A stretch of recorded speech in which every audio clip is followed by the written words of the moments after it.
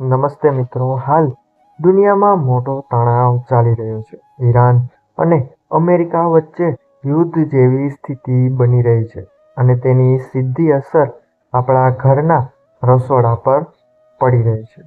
હા મિત્રો, ગેસના સિલિન્ડર મોંઘા પણ થઈ શકે છે અને તેની ભવિષ્યમાં અછત પણ આવી શકે છે જો આ યુદ્ધ લાંબુ ચાલ્યું તો. પરંતુ મિત્રો, તમારે ચિંતા કરવાની જરૂર નથી. આજે હું તમને એવા 5 જબરદસ્ત ઉપાય બતાવીશ જેના કારણે મિત્રો તમારો ગેસનો બાટલો 1 મહિના નહીં પણ 1 મહિનાની માથે 15થી 20 દિવસ વધારે ચાલી શકશે. તો મિત્રો, આ વિડીયોની માહિતી મેળવવા માટે અમારા વિડીયોને લાઈક કરો, ચેનલને સબસ્ક્રાઈબ કરો અને આ વિડીયોને આખો અવશ્ય જુઓ. કેમ કે મિત્રો, અંત સુધી તમે જે શીખશો એ તમારા ઘરનો ખર્ચ પણ બચાવશે અને આવનારી તકલીફ પણ ઓછી કરશે. તો મિત્રો, વિડીયોની શરૂઆત કરીએ તે પહેલાં બધાને નમ્ર વિનંતી કે એકવાર કોમેન્ટ બોક્સમાં તમારા કુળદેવીનું નામ અવશ્ય લખો, જેથી તેમની કૃપા તમારા અને તમારા પરિવાર અને ઘર ધંધા પર હંમેશા માટે બની રહે. તો મિત્રો, હવે આપણે વધુ વાર ન લગાડતા વિડીયોની શરૂઆત કરીએ. તેમાં ઉપાય 1 છે, એ છે મિત્રો, હંમેશા કુકરમાં રસોઈ બનાવો. મિત્રો, સૌથી મોટી ગેસની બચત થાય છે કુકરમાં રસોઈ બનાવવાથી. મિત્રો, ઘણા લોકો સીધા ખાલી વાસણમાં દાળ અથવા તો શાક બનાવતા હોય છે, પરંતુ મિત્રો તેમાં ગેસ વધારે વપરાય છે તેનો કદાચ તમને ખ્યાલ નહીં હોય અને તેને બનતા પણ વધારે સમય લાગે છે. મિત્રો, કુકરમાં દબાણ એટલે કે પ્રેશરથી રસોઈ જલ્દી બને છે અને એક અંદાજા પ્રમાણે મિત્રો વાત કરીએ તો મિત્રો, કુકરમાં રસોઈ બનાવવાથી મહિને તમે 2 થી 3 કિલો સુધીનો ગેસ બચાવી શકો છો.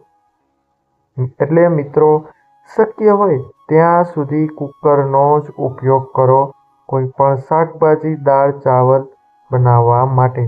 તે મહિનાના અંતે તમારો 2 થી 3 કિલો સુધી ગેસ બચાવી શકે છે. આગળ વાત કરીએ તો મિત્રો, ઉપાય નંબર 2 તો એ છે મિત્રો, વાસણ પ્રમાણે જ ગેસની આંચ રાખો. મિત્રો, તમને આ તો ખબર જ હશે કે ઘણા લોકોની મોટી ભૂલ શું છે ખબર છે તમને? કદાચ નહીં. મિત્રો, ઘણા લોકોને એવું હોય છે કે વાસણ કરતાં ગેસની ફ્લેમ એટલે કે આંચ મોટી રાખવાથી ખાવાનું જલ્દી બને છે, પરંતુ તે વાત ખોટી છે. નાનું વાસણ હોય તો પણ મિત્રો, મોટી આંચ પર ગેસ ચલાવવાથી ગેસ બગડે છે અને સાથે સાથે મિત્રો વાસણ પણ બગડે છે અને કારણ વગરનું વાસણ ગરમ થઈને કાળું પણ પડી જાય છે અને તે બળી પણ જાય છે.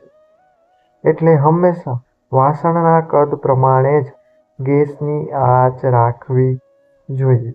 મિત્રો, જોવા જઈએ તો આ એક ખૂબ નાની વાત છે, પણ આ ઉપાય દ્વારા તમે મોટી બચત કરી શકો છો. ઉપરાંત મિત્રો, વાસણ કરતાં મોટી આંચ રાખવાથી તે આંચનો કોઈ ઉપયોગ થતો નથી. તે આંચ હવામાં જ જતી રહે છે.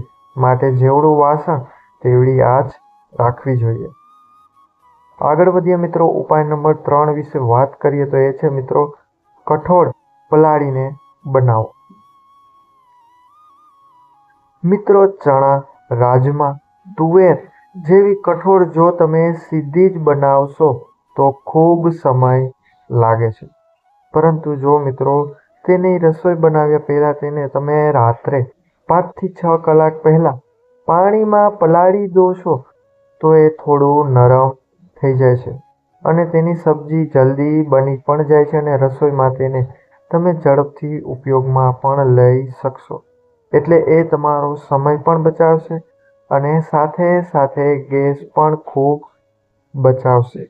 માટે મિત્રો, કોઈ પણ કઠોળની સબ્જી બનાવતા પહેલાં અથવા તેને રસોઈમાં ઉપયોગમાં લીધા પહેલાં રાત્રે તેને પલાળી દેવું એ તમારા માટે સારું એવું ઉપયોગી ટિપ્સ બની શકે છે. ઉપાય નંબર 4 વિશે વાત કરીએ તો એ છે મિત્રો ગેસના બર્નર હંમેશા સાફ રાખ. મિત્રો આ નાની વાત ઘણા લોકો આ વાતને અવગણે છે.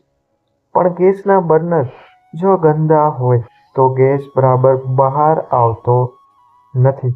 આથી ફ્લેમ એટલે કે ગેસની આંચ નાની થઈ જાય છે અથવા એક સરખી રહેતી નથી અને અંતે કમજોર થાય છે અને તેનાથી જ મિત્રો રસોઈમાં વધારે સમય લાગે છે.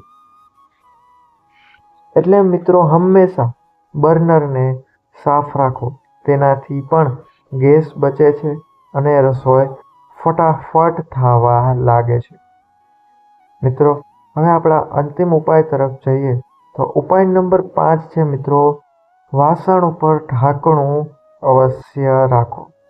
મિત્રો આ સૌથી સરળ અને અસરકારક ઉપાય માનવામાં આવે છે જે આપણા દાદા દાદી અથવા નાની પણ ઘણીવાર કરતા હોય છે. મિત્રો રસોઈ કરતી વખતે તમારા વાસણ પર ઢાંકણું અવશ્ય મૂકી દો. તો મિત્રો વાસણની અંદર ગરમી જળવાઈ રહે છે અને ખાવાનું જલ્દી બનવા લાગે છે અને વધારાની ગરમી વાસણની બહાર ન જવાથી તે સ્ટીમ સ્વરૂપે જમા થઈને અંતે ગરમી જલ્દી થાય છે અને ખુલ્લા વાસણમાં બનાવવાથી ગરમી બહાર નીકળી જતી હોય છે અને ગેસ વધારે વપરાવા લાગે છે. માટે હંમેશા વાસણ ઉપર ઢાંકણું અવશ્ય રાખો અને એટલે જ આ આદત આજે જ તમારા ઘરમાં રસોઈ ઘરમાં અપનાવવાની શરૂ કરી. તો મિત્રો આ 5 સરળ ઉપાય અપનાવીને તમે તમારો ગેસનો બાટલો 15થી 20 દિવસ વધારે ચલાવી શકો છો અને ગેસની બચત અને તમારા પૈસાની બચત પણ કરી શકો છો. તો મિત્રો જો વિડીયો ગમ્યો હોય તો વિડીયોને લાઈક કરો. ઉપરાંત તમારા મિત્રજનો અને તમારા પરિવારજનોમાં વિડીયો અવશ્ય શેર કરો જેથી તેઓ પણ ઘરે બેઠા આ 5 આદતો અપનાવીને ગેસની બચત શરૂ કરી શકે અને કોમેન્ટમાં જરૂર લખજો કે તમે કયો ઉપાય આજથી જ અપનાવવા જઈ રહ્યા છો. તો મિત્રો ફરી મળીશું આવા જ નવા વિડીયો સાથે. આવી જ ઉપયોગી માહિતી માટે અમારી ચેનલને સબસ્ક્રાઈબ કરવાનું ભૂલશો નહીં અને કોમેન્ટ બોક્સમાં વિડીયોની માહિતી કેવી લાગી તે પણ અમને અવશ્ય જણાવજો જેથી તમારી એક કોમેન્ટ અમારું પ્રોત્સાહન વધારી શકે. તો મળીશું હવે નવા વિડીયો સાથે આવી જ માહિતી સાથે. ત્યાં સુધી બધાને મારા હર હર મહાદેવ.